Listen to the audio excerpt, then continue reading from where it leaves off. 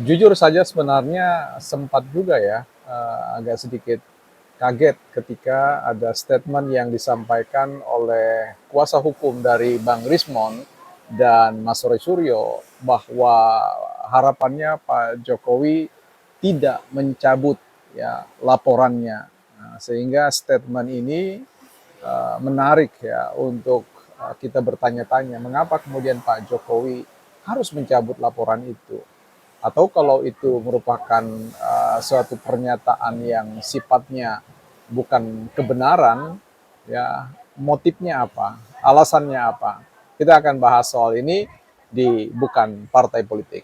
Selamat datang teman-teman di channel Bukan Partai Politik, sebuah ruang publik, sekolahnya publik, bukan sekolahnya partai.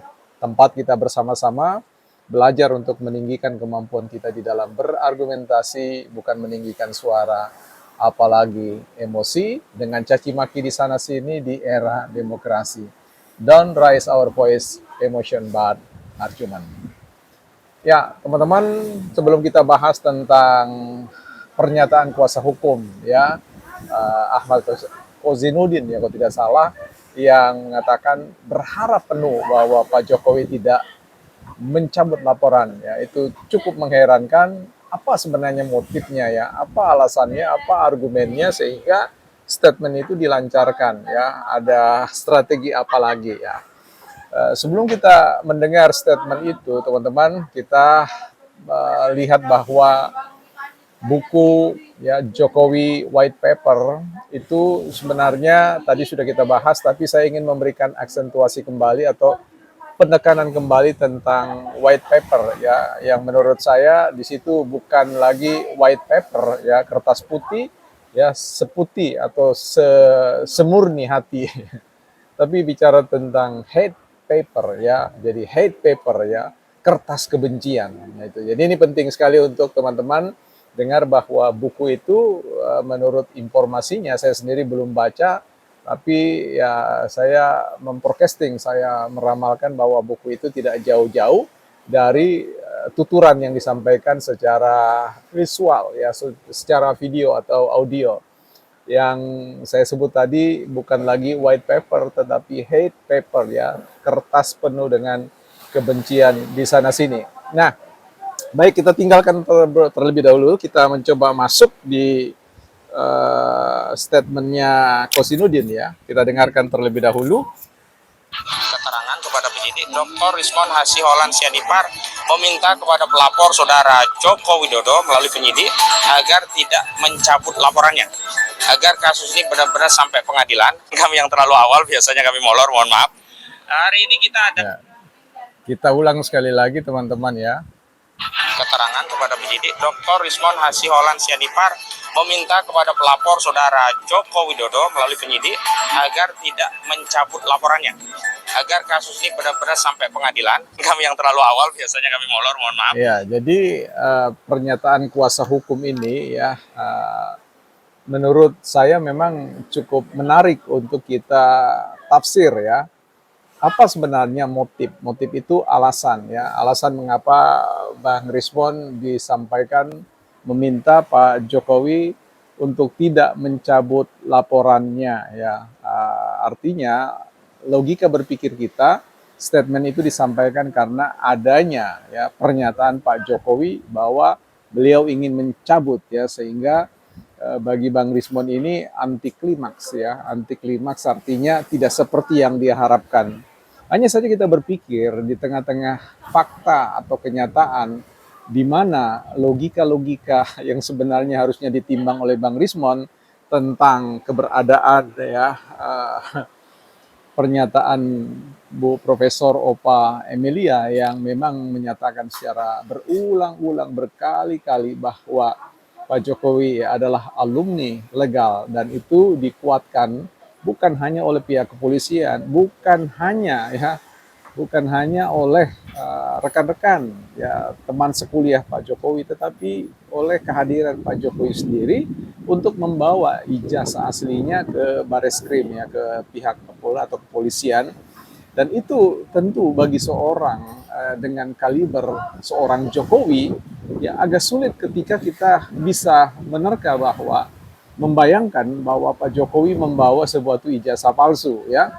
Saya kira itu satu keruntuhan ya, keruntuhan nama besar Pak Jokowi yang dia pertaruhkan. Ya, karena itu menurut logika akal sehat kita sulit bagi kita untuk bisa sepakat dengan Bang Rismon ya bahwa Bang Rismon memiliki analisis-analisis ya yang dikatakan adalah ada desain kong kali kong atau desain ya semacam apa ya tipu muslihat yang dilakukan oleh Pak Jokowi dengan melibatkan sebuah institusi yang sangat besar yang menurut saya tidak akan mungkin para guru besar akan tinggal diam ya dengan statement-statement Bu Ova Emilia.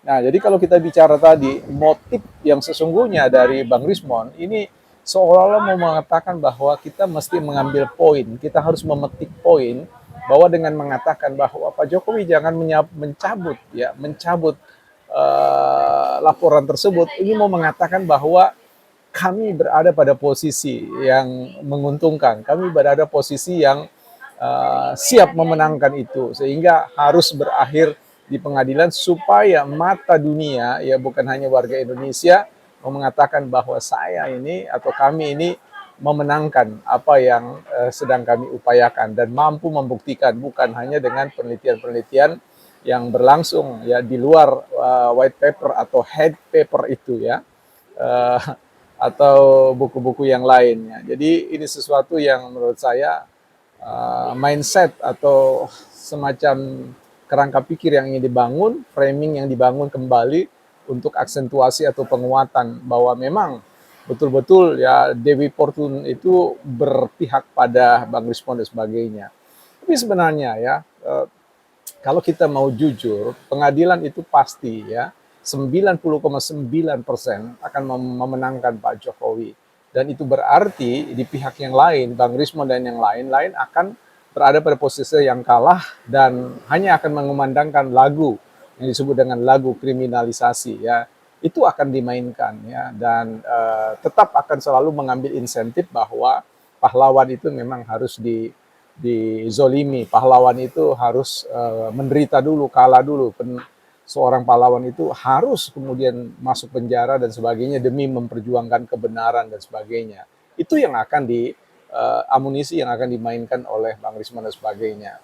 Jadi saya yakin bahwa Pak Jokowi akan konsisten dengan laporan yang disampaikan kepada kepolisian karena ini menyangkut bukan hanya nama baik mereka tetapi bagaimana memuaskan, artinya memberi ruang agar supaya para pemberi dukungan yang selama ini dengan setia mendukung beliau itu dipuaskan dalam pengertian pengadilan akan membuktikan apa benar ya Pak Jokowi itu punya ijazah asli atau tidak dan sekaligus dalam persidangan itu akan dipatahkan semua teori-teori argumen-argumen yang dibangun oleh Bang Rismon yang sebenarnya tidak perlu lagi kita harus buktikan karena logika-logika yang dibangun itu jauh dari api dari panggang ya seperti itu ya. Sekali lagi ketika kita menengok bagaimana cara Bang Rismon membangun metodologinya, bagaimana Bang Rismon membangun asumsi-asumsi atau tesis-tesis yang dibangunnya, betul-betul merupakan rasionalisasi. Nah ini beda sekali ya kalau bicara tentang rasionalisasi itu bicara tentang cocok logi. Rasionalisasi berbicara untuk mencari data-data yang ingin data-data yang selektif untuk dipilih dalam rangka memperkuat argumen-argumen ya. Data-data sekalipun itu faktual tetapi dapat melemahkan posisi argumentasi mereka, merekanya biasa abaikan, buang bahkan sembunyikan seperti itu ya. Jadi kita punya keyakinan bahwa sekali lagi di bulan-bulan ini ya bahkan mudah-mudahan tidak lebih dari bulan September kasus ini sudah mulai disidangkan dengan terlebih dahulu menetapkan tersangka karena bagaimanapun juga ini permintaan dari Bang Rismon untuk tetap ada di garis peradilan ya. Ini akan menarik buat kita dan kita tunggu saja. Yang jelas apa yang disampaikan pengacaranya itu adalah sebuah pemaksaan kondisi yang diharapkan ya dari seolah-olah bahwa ada isu Pak Jokowi ingin ya berbelas kasihan kepada beliau dan mereka ingin menang dengan cara menang atau kalah dengan cara yang ya seperti ada suasana heroik lah seperti itu ya. Jadi itu catatan kita. Dua hal, Pak Jokowi tak pernah bermaksud menarik. Yang kedua adalah buku yang ditulis Jokowi white paper itu lebih baik dibaca dengan ya hate paper ya, kertas penuh dengan kebencian-kebencian. Itu dia catatan bukan partai politik.